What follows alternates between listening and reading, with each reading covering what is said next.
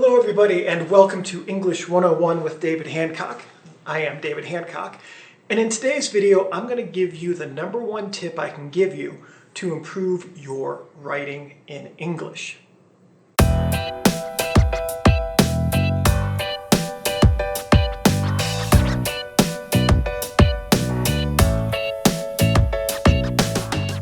So I don't really talk a lot about myself on this channel, and it's not important for me to generally, but one thing I want to tell you is that I am a professional writer. For 16 years I've made my living as a writer, and I'm not half bad at it.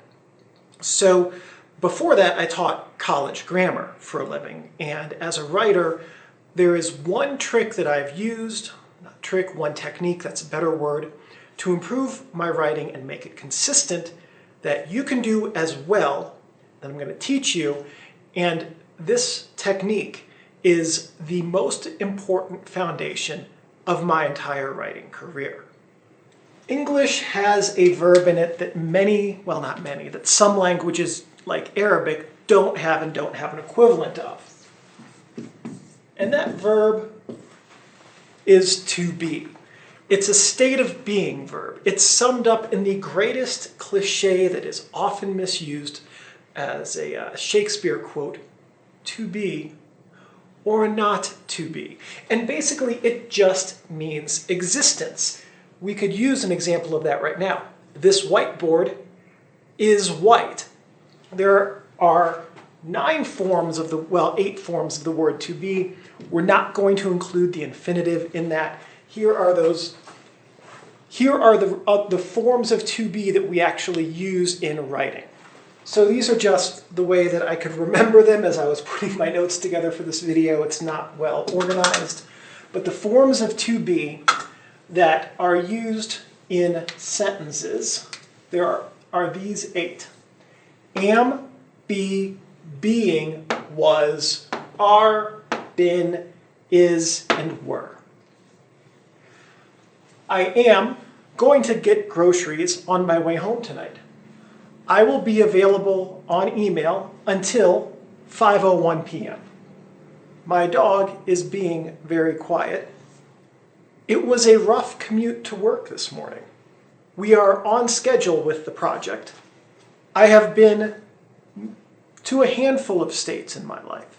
This is the weakest form of the to be verb right here. They were interested in going to the cricket match. So those are different ways that each of these are used. All of them are completely boring, and really they give you the minimum amount of information possible. Good writing packs lots of interesting information into tight, compact sentences.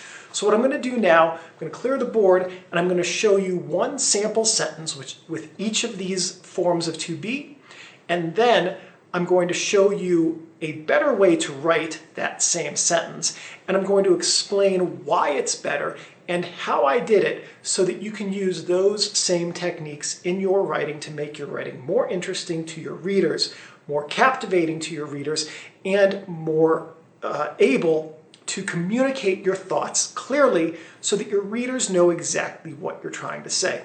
This is going to help you whether you're writing an academic paper, a cover letter that goes along with your resume when you're applying for a job, an email to your boss or colleagues. Any time you are writing, the technique I'm about to show you is going to make your writing better. So because I can't remember the sentences that I just gave as examples literally 30 seconds ago, I'm going to have to make up new ones. So we're going to do these 4 at a time. All right, so I'm going to start up here. I am a writer. Okay, what does that tell you? It tells you I write. Who cares? Let's make it a little bit more interesting. We're going to do this. We're going to take the same amount of information. We're going to get rid of the am. We're going to put in a more interesting verb. And then we're going to provide some additional information because putting in a more interesting verb requires that. We're going to look within this sentence for that verb. Is there another word in this sentence which can be converted to a verb? Oh, hey, writer.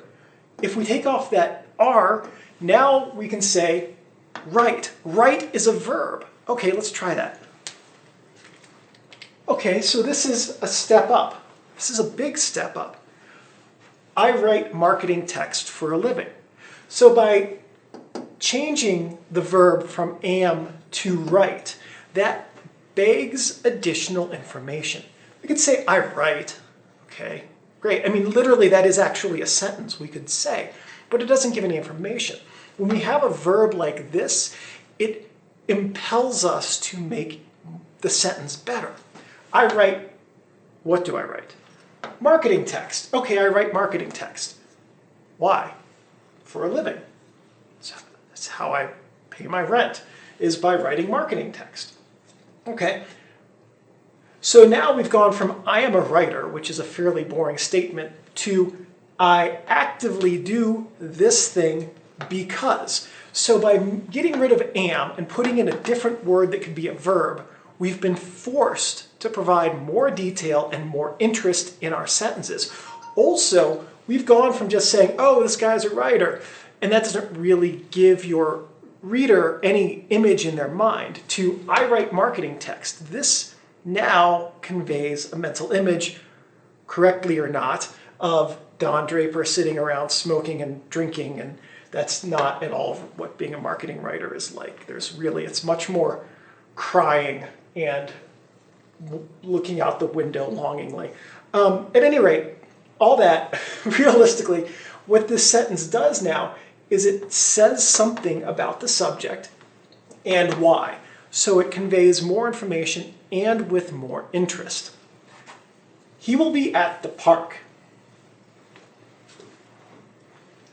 First question is going to be, who is he? Who is this he character that we're talking about?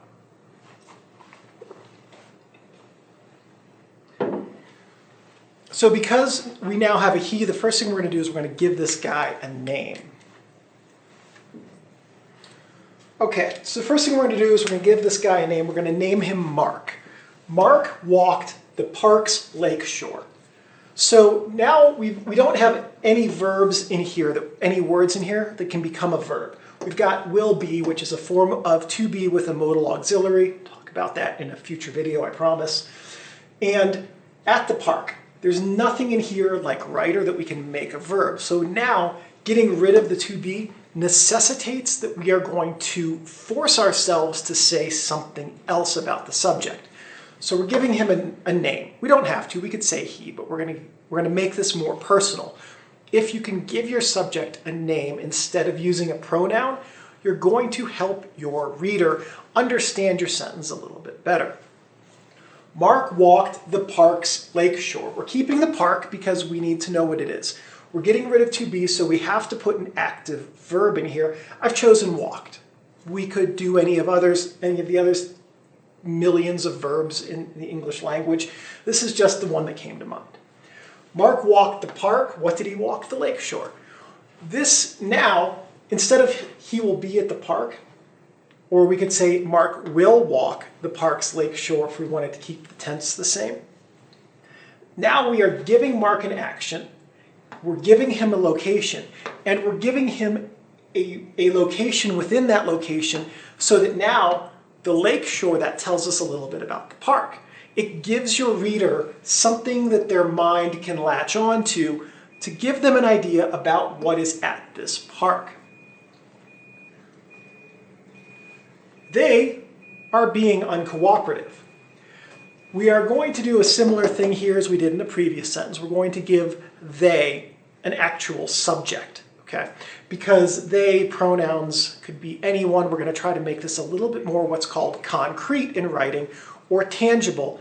We're going to turn this into something that your readers can draw up a picture of in their mind more easily. We're going to turn they into the children. So they are being uncooperative.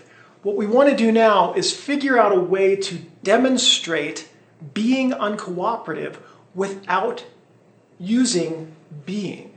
So instead of saying being uncooperative, we're going to choose actions that demonstrate this.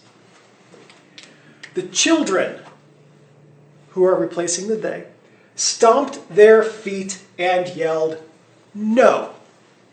So instead of saying they are being uncooperative, we have now painted a very solid image in the reader's mind. The children, the reader can picture what the children are, stomped their feet and yelled, "No!" So what we've done here is converted this into a sentence which paints a very, very clear picture for the readers so that they have a mental image that also tells them the children are being uncooperative. If the children are doing this, they ain't cooperating. She was very angry. Man, I must be in a bad mood this morning. I'm going to make a quick change here. She was very happy. Now we're having a much better time, aren't we, everybody? Okay, she was very happy. How are we going to change this? We're going to do the same thing that we did up here. We're going to take she was, we're going to give her a name.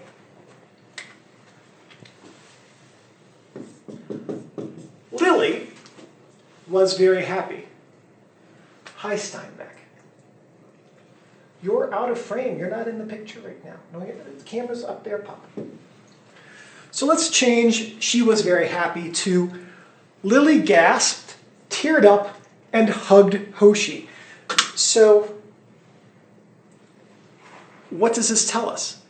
Maybe Hoshi just proposed to Lily. But what we know is that she gasped.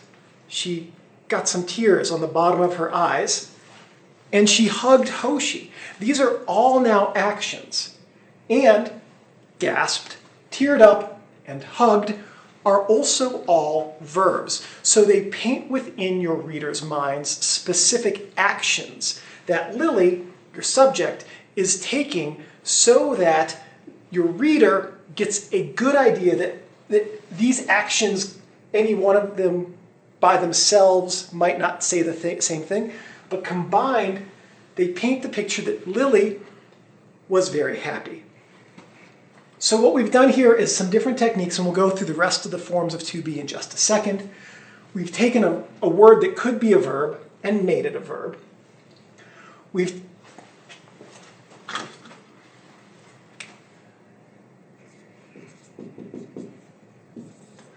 say we've taken the same tense and we've created a bit of a story with some more images. We've looked at what in these rather generic terms here, and given specific ways that the actors in the sentence, your subjects, could behave to convey these thoughts. These are three different ways you can eliminate to be verbs. Let's see what we can do with the other four forms of to be. Okay, so let's take these four sentences and see what we can do with them. We are structural engineers. Steinbeck is the cutest dog on YouTube. Steinbeck, come here. Come here. And just in case you had any doubts about the truth of that second sentence, Steinbeck is the cutest dog on YouTube. Yes, he is. Yes. I know you don't like this part. Okay. Good boy. He is such a patient dog. All right. We have been on hold. He was in an accident. Let's see what we can do with these sentences and how we can make them better. So when we look up here, we have an opportunity here to expand on this thought. We are structural engineers. Oh, great. It's an awesome job. It's a great job title. It's a very, very hard job that requires a lot of attention to detail, but what's it do?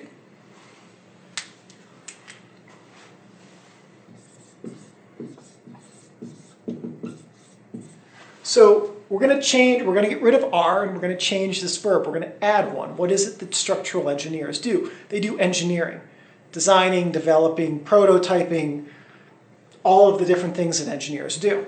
We're going to go with design as our verb because it has a mental image of sitting at a computer, drawing up CAD, or they're sketching out concepts, things like that. It's a very active verb. When you use a word like design, it begs a what? What do we design? You could say we design. That is a valid sentence. It's a boring sentence, but it's valid. So generally a verb like design requires something beyond it to explain what is being designed. We design bridges. Don't use the ampersand in actual writing. Spell out and. That's a bad habit of mine for when I handwrite notes. Pretend that's the word and. We design bridges and skyscrapers. So when we know that we have a word like design, we have to say something about what is being designed. Bridges and skyscrapers. That gives you a pretty good idea of what it is these structural engineers do, what it is they design, the level of complexity, and also the amount of skill and education and certification that would go into building bridges and skyscrapers. Want to go a step further? In California, we design bridges and skyscrapers in California, which is an incredibly challenging structural engineering task because of the seismic requirements. So when you say this, when you have an active verb, you have to say something else for it to be a good sentence. That then opens up the ability for you to say something a little bit more as well. Steinbeck is the cutest dog on YouTube. Yes, you are. What's that look about? Yes, you're cute. So we're going to use a different technique here when we start off this sentence. If we start this sentence with the word Steinbeck, with my dog's name, to convey this idea, we will have to use a to be verb. There is no way around that. So what we're going to do here is we're going to change the subject of the sentence. This is a technique you can do if you're running into issues, figuring out a way of getting rid of a to be verb. You can change the subject. You can make this subject here, we can make that the predicate. I'm going to show you how. All my subscribers, this is our new subject. All my subscribers want to hug Steinbeck. We're not saying he's the cutest, but he's got to be pretty cute if all my subscribers want to hug him. I mean, maybe not all, but you get the idea. He is the cutest dog on YouTube. So when we change the subject to all my subscribers, now we have to give them an action to convey this. And that's where want to hug is the verb, becomes that action. And then Steinbeck, who was the subject of the sentence, now becomes the predicate, the recipient of the hug. So it is completely okay to if you want to get rid of the verb, to change around your sentence structure so that what was your subject is no longer your subject.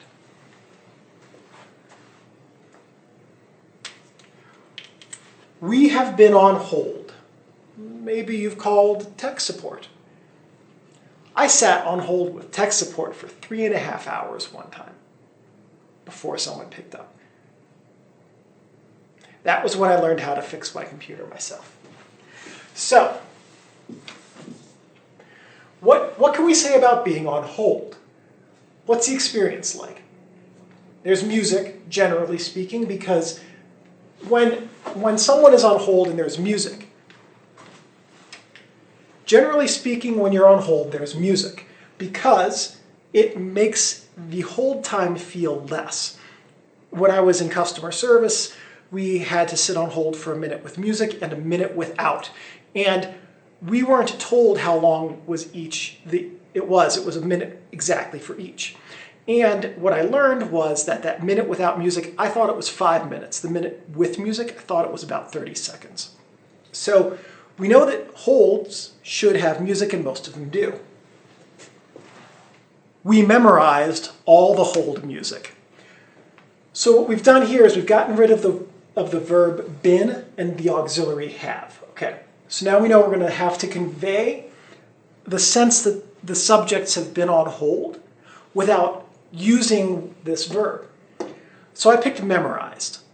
And what this is just a verb that gives an action. We memorized all the hold music. They've been on hold a really long time. Usually hold music is either one song or a handful of songs that plays on repeat. Maybe it's 5 to 10 minutes. To hear it enough to have it memorized conveys the idea that they've been on hold a long time. Could also change this sentence up here to say a long time to make that sentence even more boring. This one is unarguably more interesting. He was in an accident. So the first thing that we're going to have to decide is what kind of accident. With this, we're going to get rid of that was. What kind of accident? Did he fall off the ski lift because he forgot to buckle up? Did he crash the rental car into a tree? So what we're going to do is, with this, we're going to figure out the kind of accident, and that's going to become the majority of the sentence. We're also going to give the he a name. All right, I hope you can see this whole sentence. I think that I have this part in frame down here. We're going to change he to Zach. We're going to give him a name because, frankly, Zach is the kind of a name for what's about to happen. Everybody named Zach has had this happen to them, guaranteed. Zach landed upside down in a snowbank. We can assume by his name that Zach is probably a snowboarder because somebody named Zach probably snowboards. Landed upside down in a snowdrift. He was probably trying to do a flip off a mogul. So what we know is we now have a name for our subject, an active verb, landed, and a pretty concrete image. You can see Zach with his snowboard still on his feet, his little feet stuck in a snowdrift, stuck like this, wagging back and forth, upside down. That's what this does. He was in an accident, who cares? This paints a picture of that kind of accident and how it happened. All right, so that is it. That is 8. Those are multiple different techniques that we've seen with these 8 different forms of to be that you can use to get rid of to be. Getting rid of to be is the best thing you can do to improve your writing in English. Probably applies in every language that has a form of to be, but this channel talks about English. So look at these different techniques that we've looked at. And the way to apply them is when you are writing, finish writing out your ideas. Get your ideas on paper first. When you're revising your writing, which you should always do before you send it to anyone, even if it's just an email to a colleague, go through it and look for those 8 forms of the to be verb. When you find one of those, look at just that sentence, identify different things in those sentences that could be your verbs, and then change your sentences around to match them. Or look at different ways that the existing sentence has lacking detail and that you could add more of it. Your goal is to have a verb that is not a form of to be and a predicate that provides interesting information that can create a mental image in your readers' minds. And if you accomplish both of those tasks, you'll successfully get rid of the to be verb and consistently make your writing more interesting to your readers, whomever they may be. Thank you everyone for watching, and I'll see you in the next video. Thank you for watching this video. Please give me a thumbs up. That lets me know that I'm on the right track producing content which is useful and helpful to you. If you have any questions or comments, please leave those in the comments section below. I'm pretty good about checking these every couple of days and answering questions. If you have any suggestions or ideas for future videos, and if I have the technical know-how and equipment, I'm more than happy to make those. One last thing, thank you everyone for watching, and I'll see you in the next video. I gotta get up, Steinbeck. I have to turn off the camera.